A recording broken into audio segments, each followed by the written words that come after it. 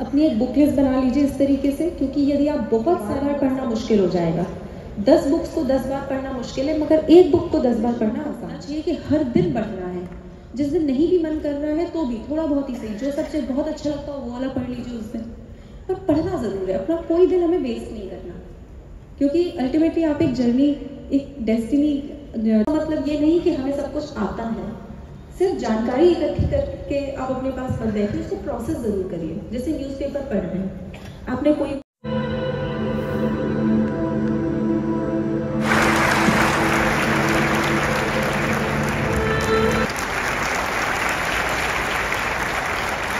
नमस्कार, आदरणीय मंच और सभागार में उपस्थित सभी मित्र।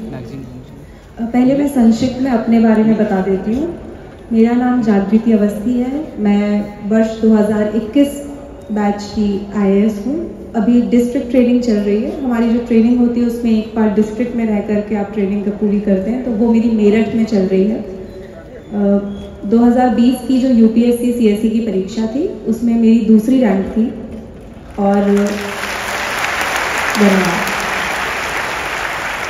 भोपाल से मैं आती हूँ। मेरी शिक्षा NIT भोपाल से मैंने इलेक्ट्रिकल इंजीनियरिंग पूरी की थी 2017 में, और 2 साल BHEL भोपाल में एक इंजीनियर के पद पर मैं कार्यरत रही हूँ। जब मुझे पता चला कि दिया दिल्ली के बारे में, तो ये मुझे अपने कुछ बैचमेट्स के थ्रू पता चला था जो इससे कनेक्टेड थे। और गायत्री परिवार की जो मेरी सबसे पुरानी मेमोरीज़ हैं वो बचपन से शुरू होती हैं। मेरे बड़ी मम्मी और बड़े पापा इस परिवार से जुड़े हुए थे, और हमारे घर के मंदिर में शुरू से ही एक वो बड़े फेमस सी फोटो है, बीच में गायत्री माता है, इधर गुरुजी हैं ऊपर, और एक साइड माता जी की फोटो है। वो फोटो मैं बचपन से देखती हुई बड़ी हुई हूँ। तो जब उन्होंने मुझे बताया गायत्री परिवार के बारे में, तो बड़ी खुशी हुई कि आज यहाँ पे आने का भी मौका मिल रहा है और आप लोगों से बात करने का मौका मिल रहा है। तो UPSC के बारे में ही बात करेंगे। इसमें कितने लोग हैं जो एस्पिरेंट्स ही हैं? ज़्यादातर, ठीक है। तो फिर और एस्पिरेंट से बात करना तो सबसे अच्छा एक्सपीरियंस होता है, क्योंकि उस जर्नी को ही जी करके यहाँ आए हैं। तो कुछ चीज़ें होती हैं जो हम आपके साथ शेयर करना चाहते हैं। सबसे पहले आप ज़्यादातर लोगों ने अपने मन बना ही लिया है कि UPSC देना है। यदि आप शुरुआत कर रहे हैं तो मैं आपको एक, जो मैंने किया था मुझे उससे बहुत बेनिफिट हुआ है, आप लोग एक एक्सरसाइज ज़रूर करिएगा कि जब भी कोई परीक्षा देने जाए, वो UPSC की हो, कोई भी परीक्षा हो, उसमें सबसे पहले आपको पता होना चाहिए कि सिलेबस क्या है। हम में से बहुत लोग ये गलती करते हैं कि हम सिलेबस के बारे में ही नहीं पढ़ते। सबसे पहले आप जाकर के सिलेबस को पढ़िए जो UPSC की वेबसाइट पे दिया हुआ है, और पिछले वर्ष के आए हुए क्वेश्चंस को पढ़िए। जब आप टॉपिक वाइज सिलेबस को पढ़ेंगे तो आपको ज़्यादा समझ में नहीं आएगा। आपको लगेगा कि हाँ कुछ लिखा हुआ है कि salient features of Indian history. जब आप उसी टॉपिक से जो क्वेश्चंस पूछे गए हैं, जब आप इन दोनों को एक साथ रख करके पढ़ेंगे तो आपको समझ में आएगा कि किस टॉपिक से क्या प्रश्न UPSC पूछ रहा है। और यकीन मानिए, जो सालों से एक पैटर्न है एक दिन में नहीं बदल जाएगा कि यदि आप जिस वर्ष परीक्षा देने जाएंगे उस दिन पूरा 100% ओवरहॉल हो जाएगा एग्जाम का। एक ट्रेंड है, इसी जिसको हम कहते हैं ना, कई लोग एक टर्म यूज़ करते हैं स्मार्ट प्रिपरेशन, स्मार्ट स्टडी। यही स्मार्ट स्टडी है जहाँ पे आपको ये समझ में आ जाए कि आपको क्या करना है और क्या नहीं करना है। अपने आप को डायरेक्शन देना ही स्मार्ट स्टडी है। तो ये आप एक्सरसाइज ज़रूर करिएगा। मुझे बहुत बेनिफिट हुई थी। आपको किसी से ये नहीं पूछना पड़ेगा कि एग्ज़ाम के लिए इम्पॉर्टेंट क्या है। आपको खुद पता है भाई, जो पूछा जाता है वो इम्पॉर्टेंट है, बार बार पूछा जाता है वो इम्पॉर्टेंट है, उसको ज़्यादा डिटेल में पढ़ना है। ये एक्सरसाइज आप करें, उससे आपको अपने सिलेबस को स्ट्रीमलाइन करने में हेल्प मिलेगी। हर टॉपिक को, जो भी UPSC के सिलेबस में टर्म्स लिखे हैं उसको आप अच्छे से पढ़िए। जब आप ये एक्सरसाइज कर लें और आपको सिलेबस समझ में आ जाए, फिर आप शुरुआत करिए अपनी बुक लिस्ट बनाने से। बहुत सारे YouTube के वीडियोस ऑनलाइन पड़े हुए हैं, उनमें से आप अपनी बुक सिलेक्ट कर लीजिए। अब एक टॉपिक के लिए एक किताब ही रखिए। देखिए, पढ़ाई का, ज्ञान का, इसका कोई अंत नहीं होता। जितना जानेंगे उतना अच्छा है। लेकिन हमें एक परीक्षा भी देनी है। यदि आप हिस्ट्री पढ़ रहे हैं तो आप हिस्ट्री की परीक्षा के लिए हिस्ट्री पढ़ रहे हैं। आप इतिहासकार बनने के लिए हिस्ट्री नहीं पढ़ रहे हैं। ये परीक्षा के लिए मैं बता रही हूँ। जब एक बार परीक्षा क्लियर कर लें, आपका जो इंटरेस्ट है उसमें आप गहनता से पढ़िए, उसके एक्सपर्ट बन जाइए। परीक्षा की दृष्टि से मैं आपको बता रही हूँ, एक टॉपिक के लिए एक किताब सिलेक्ट कर लीजिए, उसको बार बार पढ़िए। एक बार में याद नहीं होता है, हमें उसमें बार बार पढ़ना पड़ता है, बार बार रिवाइज करना पड़ता है, फिर वो जाके आपकी मेमोरी में स्टिक कर जाता है। मैंने किसी यूट्यूब इंटरव्यू में बोल दिया था, उसके बाद काफ़ी लोगों ने मजाक बना दिया कि ये क्या बोल रहे हैं। मैंने कह दिया था कि एक बुक फिर 1 घंटे में रिवाइज हो जाती है। तो इसमें मैं ये बोलना चाहती हूँ कि एक बुक आप 1 घंटे में पढ़ नहीं सकते, ये सही बात है। यदि 500-600 पन्नों की किताब है, कोई 1 घंटे में कैसे पढ़ सकता है? तो पढ़ने का भी एक तरीका ये होना चाहिए कि जब मैं किताब को पहली बार उठा रही हूँ, मैं उसको गहनता से पढ़ूंगी। एक एक लाइन आप पढ़िए। जब आप पहली बार पढ़ते हैं तो समझने के लिए पढ़िए, ना आपको अंडरलाइन करना है, ना आपको उसमें से इंपॉर्टेंट पॉइंट्स निकालने हैं, सिर्फ समझने के लिए पढ़ना है। एक बार जब आप उसे समझ जाएं, फिर आप हाथ में पेंसिल लेकर के बैठिए, सेकेंड रीडिंग में उसको अंडरलाइन करिए कि भाई ये चीज़ें इसमें इंपॉर्टेंट हैं। जब आप उसको तीसरी बार पढ़ेंगे, फिर आप एक पेन लेकर के बैठिए। जो आपने पेंसिल से अंडरलाइन किया था, अब आप दोबारा वही पढ़ेंगे। दोबारा पूरी किताब तो पढ़ने नहीं बैठेंगे, क्योंकि आपको मालूम है जो इंपॉर्टेंट था आपने पेंसिल से अंडरलाइन कर लिया। पेंसिल से भी जब आप तीसरी बार पढ़ेंगे तो आपको लगेगा ये वाला पोर्शन तो मुझे याद हो चुका है, ये वाला कुछ कुछ भूलता है, तो उसको पेन से अंडरलाइन कर लीजिए। जब आप चौथी बार पढ़ेंगे तो एक हाईलाइटर के साथ पढ़िए। आप पूरी उसमें देखेंगे कंटेंट फिल्टर आउट होता है। अगर कोई कहता है कि मैंने परीक्षा के लिए किताब 10 बार पढ़ी है, तो आपको लगता है कि उसको 10 बार उतना ही समय लगना चाहिए पढ़ने में? हर बार समय कम होना चाहिए। इतना कम होना चाहिए कि जब आप परीक्षा के पहले बैठें तो आप अपने किताब के पन्नों को जब पलटाएं तो आपको पता हो कि किस पेज पे क्या इंपॉर्टेंट है, मुझे क्या पढ़ना है, और लगभग फिर आप 1 घंटे में रिवाइज कर लेते हैं। तो ये एक प्रोसेस है रिविजन का और पढ़ने का। हर बार एक बार बहुत अच्छे से उसको स्टडी करनी है, सक्सेसिवली अपने कंटेंट को ये स्ट्रीमलाइन करना है कि उसमें से क्या इंपॉर्टेंट है, क्या मुझे याद नहीं हो रहा है, क्या एग्जाम में बार बार पूछा जा रहा है, और फिर उसको आप लास्ट में देखेंगे तो एक 600-700 पेजेस की जो बुक है, और इतनी मोटी बुक्स होती हैं, अगर किसी ने स्पेक्ट्रम देखी हो, लक्ष्मीकांत देखी हो, तो ये सब किताबें हैं, थोड़ी हैवी है, पर ये लास्ट में आपको पता चलेगा 15 से 20 पन्ने का ही कंटेंट रह जाता है जो आपको रिवाइज करना होता है at the end of the exam. और ये तब है जब आप एक बुक की मल्टीपल रीडिंग्स कर चुके हों। तो बहुत वास्ट नहीं है कि इतनी सारी बुक्स हैं, इतना सारा सिलेबस है, कैसे रिवाइज करेंगे एक साथ? हो जाता है, स्ट्रीमलाइन करके पढ़ेंगे, हो जाएगा। अपनी एक बुक लिस्ट बना लीजिए इस तरीके से, क्योंकि यदि आप बहुत सारी बुक्स रख लेंगे तो उसको बार बार पढ़ना मुश्किल हो जाएगा। 10 बुक्स को 10 बार पढ़ना मुश्किल है, मगर एक बुक को 10 बार पढ़ना आसान है। अपनी बुक लिस्ट को जब आप एक बार बना लें तो उसको अपनी डेस्क पे रख लीजिए। बहुत सारा कंटेंट है, बहुत सारी जानकारी है। और एक बात और किसी ने मुझे कही थी कि हमें सब कुछ पता है, इसका मतलब ये नहीं कि हमें सब कुछ आता है। सिर्फ जानकारी इकट्ठी करके आप अपने पास मत रखिए, उसको प्रोसेस जरूर करिए। जैसे न्यूज़पेपर पढ़ रहे हैं, आपने कोई भी इवेंट पढ़ा, उसके आगे पीछे का जरूर सोचिएगा कि भाई ये क्यों हो रहा है, इसका क्या इम्पैक्ट होगा, सोसाइटी पे क्या इम्पैक्ट होगा, किस तरीके से सवाल आ सकता है। यदि आप इस तरह से प्रोसेस करते हुए पढ़ेंगे, आपको मज़ा भी आएगा पढ़ने में। और जिस तरीके का ये सिलेबस है ना, कि हमारे आसपास जो कुछ भी हो रहा है, जो कुछ भी हमारी दुनिया में है, वही सब तो सिलेबस है। सोसाइटी इसके टॉपिक्स हैं, हिस्ट्री, ज्योग्राफी, जो कुछ आसपास है वही टॉपिक है। तो आप एक बहुत अवेयर सिटीजन के तौर पे भी उभर के आते हैं। देखिए, सिलेक्शन होना या ना होना, अब ये तो मैथमेटिकली देख लीजिए कि जितने पद हैं उसके सापेक्ष बहुत ज़्यादा लोग परीक्षा देने के लिए आते हैं, तो डेफिनेटली कुछ का होगा, कुछ का नहीं होगा। लेकिन यदि आपने तैयारी अच्छे से की है तो आप एक अवेयर पर्सन के रूप में, आपने जो अपना वो समय बिताया होगा, उसमें आपकी पर्सनालिटी में चेंज आएगा, आपकी नॉलेज लेवल में चेंज आएगा। ये जानकारी आपको कहीं ना कहीं ज़रूर काम आएगी। ये बुक लिस्ट बना ली, पढ़ लिया अच्छे से, प्रोसेस कर लिए कंटेंट अपने। फिर बात आती है प्रैक्टिस की। मुझे ऐसा लगता है, हो सकता है मिथ भी होता है, कई लोगों के लिए कोई चीज़ काम करती है, कई लोगों के लिए नहीं करती, पर मुझे लगता है लिख लिख कर पढ़ने से ज़्यादा लंबा याद रहता है। और जैसे सर ने कहा कि आदत की बात होती है, एक पॉइंट के बाद आदत है। हर दिन आप उस उत्साह के साथ उठ सकते हैं, कुछ दिनों तक होगा, उसके बाद आपको आदत बनानी पड़ेगी, जिसको हम लोग इंग्लिश में बोलते थे कंसिस्टेंसी होनी चाहिए। कंसिस्टेंसी क्या है कि आपको आदत है वो एक काम करने की जो आपको आपके लक्ष्य के करीब लेकर के जाएगा। डेली का शेड्यूल बना करके पढ़ना, अपने सिलेबस को टाइमली डिवाइड कर देना, प्लानिंग अच्छे से करना, ये सारी चीज़ें करनी है और प्रैक्टिस करनी है। लिख लिख कर पढ़ने से ना, क्योंकि यूजुअली हम लोग का फोकस इतना अच्छा नहीं होता कि हम जो पढ़ रहे हैं वही हमारे दिमाग में जा रहा है, हमारी पूरी बॉडी उसी पे फोकस्ड है। कई लोग मेरे से पूछते हैं कि कंसंट्रेट कैसे करें, कैसे कंसंट्रेट करें, मन ही नहीं लगता, बार बार या तो हम फ़ोन देखने लगते हैं, स्क्रीन देखने लगते हैं।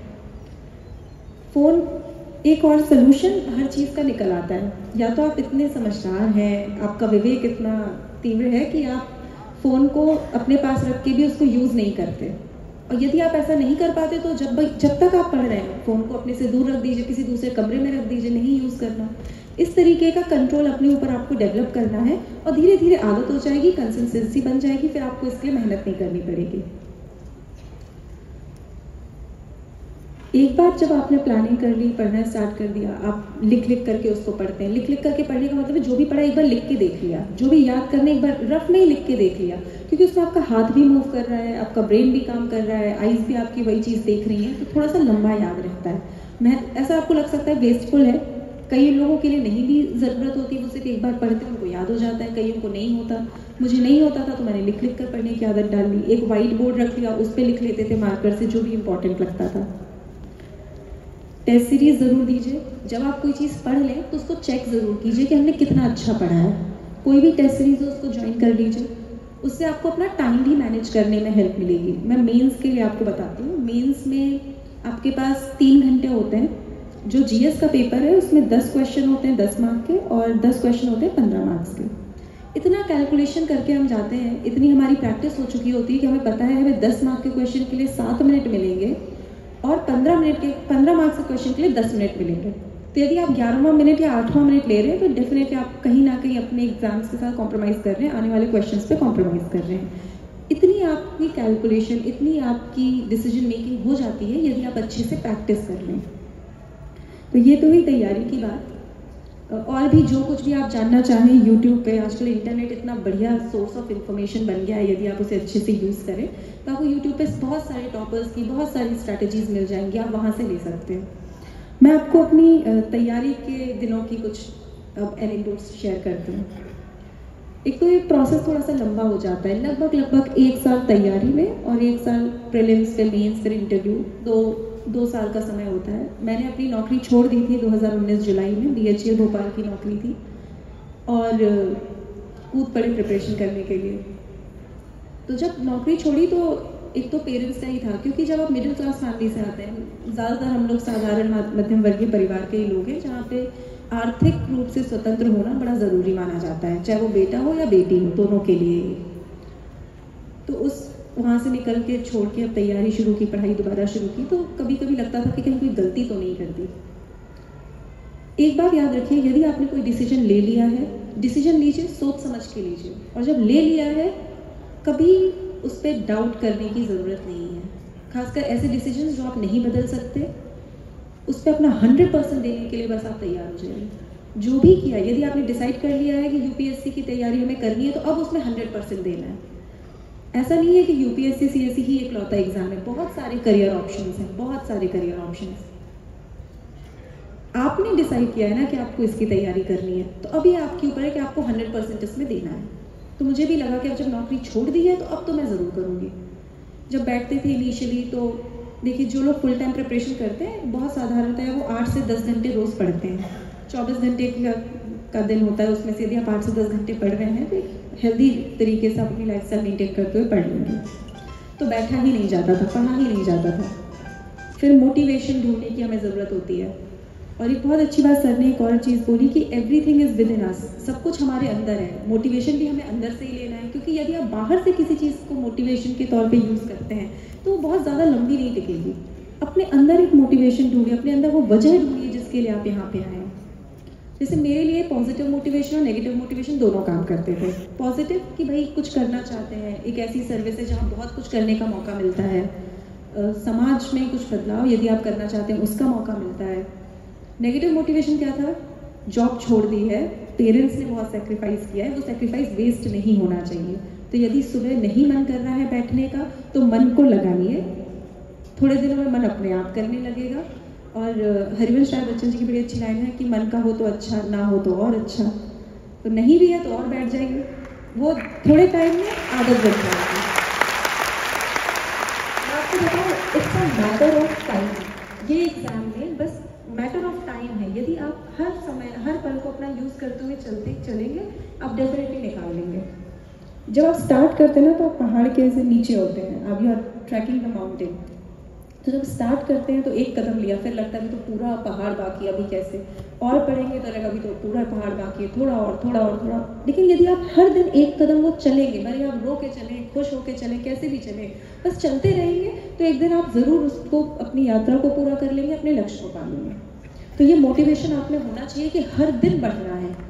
जिस दिन नहीं भी मन कर रहा है तो भी थोड़ा बहुत ही सही, जो सबसे बहुत अच्छा लगता हो वो वाला पढ़ लीजिए उस दिन, पर पढ़ना ज़रूर है। अपना कोई दिन हमें वेस्ट नहीं करना, क्योंकि अल्टीमेटली आप एक जर्नी, एक डेस्टिनेशन जो आपने प्लेस सोचा है, जो आपने अपने लिए गोल सोचा है, आप उसके लिए रोज़ काम कर रहे हैं। आपने डेफिनेटली बहुत सेक्रीफाइस किए, पेरेंट्स ने सेक्रीफाइस किए, वो सब वेस्ट थोड़ी ना जाने देना है। हमेशा उस वजह को याद रखते हुए आगे बढ़ते रहना है। दूसरी चीज़, मैंने जब तैयारी शुरू की तो कुछ ने बोला कि अभी 2-3 साल तैयारी करो, फिर बाद में हो जाएगा, 3-4 साल लग जाते हैं, करो आराम से। इस तरीके की विचारधारा से दूर रहिए। सिंपल सी चीज़ है, एग्ज़ाम है, 1 साल में तैयारी करके सिलेबस को ख़त्म करना है, एग्ज़ाम देना और एग्ज़ाम निकालना है, बस। बहुत सारी नॉइज़ है हमारे आसपास। हम बहुत ज़्यादा परेशान तब होते हैं जब अपनी सुनने की बजाय हम हर उस व्यक्ति की सुनने लगते हैं, उस पर बिलीव करने लगते हैं। तो पहले तो अपनी सुनिए। आपको यदि आप कन्विंस्ड है कि 1 साल में तैयारी की जा सकती है तो आप कर लेंगे। यदि आप कन्विंस नहीं है तो आप नहीं कर पाएंगे। सब कुछ आप पर ही निर्भर करता है। तो एक पॉजिटिविटी के साथ ही बढ़ना है कि चाहे जो किसी ने किया है नहीं किया, मैं कर सकती हूँ या मैं कर सकता हूँ, मैं करके दिखा दूँगा या दिखा दूँगी। वो चीज़ आपके अंदर होनी चाहिए कि नेगेटिविटी में तो बिल्कुल भी नहीं करना। सबकी अपनी जर्नी होती है, ये सही बात है। कोई फर्स्ट अटेम्प्ट में निकालता है, सेकंड में, थर्ड, फोर्थ, फिफ्थ भी निकालते हैं, और किस अटेम्प्ट में निकाला उससे कोई फर्क नहीं पड़ता कि वो किस तरीके का अधिकारी या ऑफिसर आगे बन करके आएगा। सबकी अपनी अपनी जर्नी है, लेकिन हम अपनी जर्नी अपने हिसाब से तय करेंगे, अपनी प्लानिंग हम खुद करेंगे। तो अपनी एग्ज़ाम का अभी भी मुझे लगता है कि नेगेटिविटी से आप जितना दूर रहेंगे, जितना आप पॉजिटिव रहेंगे। जैसे सर ने बोला कि यूथ क्या है, यूथ कोई आयु वर्ग नहीं है। यूथ हर वो व्यक्ति है जिसके पास एस्पिरेशन है, जिसके पास कुछ आगे बढ़ते रहने का, कुछ करने का जज्बा है। और ऐसे ही लोग हैं शायद जिनके बल होते ही दुनिया आगे बढ़ते रहती है। तो वो चीज़ आप में होनी चाहिए कि भाई मैं आई कीप डूइंग। बहुत लोग हैं जो रुक जाएंगे, स्टैग्नेट हो जाएंगे, पर मैं करती रहूँगी, मैं करता रहूँगा। उस तरीके की पॉजिटिविटी आपके अंदर होनी चाहिए। एक और चीज़, कई सारी समस्याएं बीच में आएंगी। कोई ये चीज़ लर्न नहीं हो रही, इसमें मार्क्स नहीं आ रहे, ये सब्जेक्ट टफ लगता है, वो करियर ऑप्शन ज़्यादा अच्छा था, बहुत सारी चीज़ें आती रहती हैं। कई बार ऐसा होगा कि समय कम है, सिलेबस ज़्यादा है। सोल्यूशन ओरिएंटेड अप्रोच रखिएगा। कभी कुछ भी हो जाए, मुझे बस इसका सोल्यूशन ढूंढना है। प्रॉब्लम, आप चाहें तो आप प्रॉब्लम पे फोकस कर सकते हैं, आप चाहें तो आप सोल्यूशन पे फोकस कर सकते हैं। जैसे उन्होंने बोला कि आप जीवन में जिस चीज़ पे फोकस कर लेंगे, जीवन वैसा बन जाएगा। सोल्यूशन पे फोकस करिए। ये मेरी मम्मी की ये लाइन है, उन्होंने मुझे बोली थी जब मैं तैयारी करती थी, और मैं आज तक याद रखती हूँ, और हमेशा उसी को जब भी परेशान होती हूँ वही याद रखती हूँ कि हर चीज़ का हल है, आज नहीं तो कल है। ठीक है, आप लोग, मेरी उम्र इतनी ज़्यादा नहीं है, सर्विस में भी बहुत ज़्यादा एक्सपीरियंस नहीं है, लेकिन ये चीज़ मुझे पता है कि कई समस्याएं जो एक पॉइंट पे बहुत बड़ी लगती थी, आज जब आप उसमें आगे आ गए, वो सॉल्व हो गई है, तो अब हमें नहीं लगती ना इतनी बड़ी, तो उससे मैं क्यों परेशान होना है। सॉल्व हो जाएगी प्रॉब्लम है, सॉल्व हो जाएगी। सोल्यूशन ढूंढिए। फॉर एग्जाम्पल, कुछ बैठे होंगे जिनको लगेगा हिस्ट्री बड़ी ख़राब है, बड़ी बोरिंग सब्जेक्ट है, खासकर भी जो टेक्निकल बैकग्राउंड से आते हैं उनके लिए बड़ी प्रॉब्लम होती है। मुझे बड़ी प्रॉब्लम होती थी, और वो बुक देखी, वो स्पेक्ट्रम की बुक उठाई, लिखा भगवान इसमें 800-900 पेजेस है, लर्न कैसे होंगे मुझे। मैं नहीं पढ़ सकती एक बार में वो किताब, क्योंकि मेरा इंटरेस्ट नहीं है, लेकिन मैं दिन भर में 10 पेज तो पढ़ सकती हूँ। साल भर तैयारी करनी है, मैं इस किताब को 90 दिनों में ख़त्म करूँगी। तो एक मैंने रूटीन बना लिया था कि मैं हर दिन 1 से 1.5 घंटे वो किताब पढ़ती थी, और सिर्फ 10 पेज पढ़ती थी, और वो किताब ख़त्म हो गई। आप चाहें तो उसको पकड़ के बैठे रहें कि ये तो मुझसे नहीं हो पाएगा। हर चीज़ का आप सोल्यूशन निकाल सकते हैं, यदि आप सोल्यूशन निकालना चाहते हो तो। एक ये भी है कि जैसे मैंने पहले ही कहा कि मैथमेटिकली ही दिख रहा है कि कुछ होगा, कुछ लोगों का सिलेक्शन होगा, कुछ का नहीं होगा, क्योंकि पद के सापेक्ष अभ्यर्थी ज़्यादा है। लेकिन हर वो व्यक्ति जो अपने जीवन में 100% देना जानता है, वो कहीं ना कहीं बड़ी ऊंची मुकाम को ज़रूर पालेगा। और ये एग्ज़ाम, यदि जैसे कहते हैं कि not all successful people are IAS, not all IAS are successful, तो सेम चीज़ है। यदि आपको अपना 100% देना आता है, आपको अपना बेस्ट देना आता है, आप जहाँ भी जाएंगे बहुत अच्छा करेंगे। और जैसे उन्होंने कहा कि यूनियन पब्लिक सर्विस कमीशन है, आप पब्लिक सर्विस याद रखिए।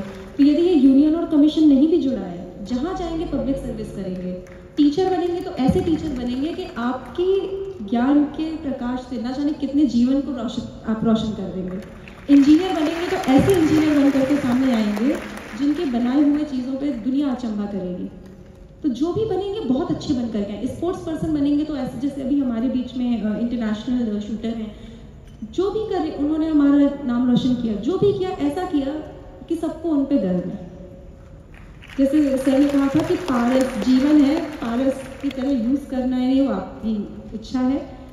तो परीक्षा तो उसमें एक पड़ाव है, परीक्षा निकल गई तो बहुत अच्छा काम सर्विस में करिए। यदि आपके जीवन में कुछ और आपके लिए ईश्वर ने लिख करके रखा है तो उसमें बहुत अच्छा करिए, लेकिन हमेशा जो यूथफुलनेस हम जिसे कहते हैं, उस यूथफुलनेस से भरी रहिए कि कुछ तो करके दिखाना है। जिस भी फील्ड में जाएंगे कुछ तो करेंगे, इस देश के लिए कुछ करेंगे, अपने जीवन को सार्थक बना करके दिखाएंगे। और मेंटल हेल्थ के लिए जो मैंने कहा, इस पूरे प्रोसेस में आपको मेंटल हेल्थ, और अब तो हम बात भी काफ़ी करते हैं मेंटल हेल्थ के लिए, मेडिटेशन, स्पिरिचुअलिटी। आप लोग तो दिया डेली से जुड़े हुए लोग हैं, गायत्री परिवार से जुड़े हुए लोग हैं, मेडिटेशन करिए। इससे अच्छा कोई क्या कहें, माइंड के लिए एक्सरसाइज नहीं, आप मेडिटेट कर सकते हैं, मंत्र का जाप कर सकते हैं। खुद को शांत रखिए, खुश रहिए, अच्छे से प्रिपेयर करिए। और मेरी शुभकामनाएं आप सबके साथ हैं। आशा करते हैं कि हम सब मिल करके एक ऐसे भारत का निर्माण करेंगे जहां हम सब कह सकेंगे कि ये मेरा देश है, मेरा भी कुछ योगदान इसमें है। तो सभी को उज्जवल भविष्य के लिए शुभकामनाएं, और धन्यवाद गायत्री परिवार का कि आपने आज मुझे यहाँ बुलाया, मुझे मौका दिया आप सबसे बात करने का। थैंक यू, धन्यवाद, जय हिंद।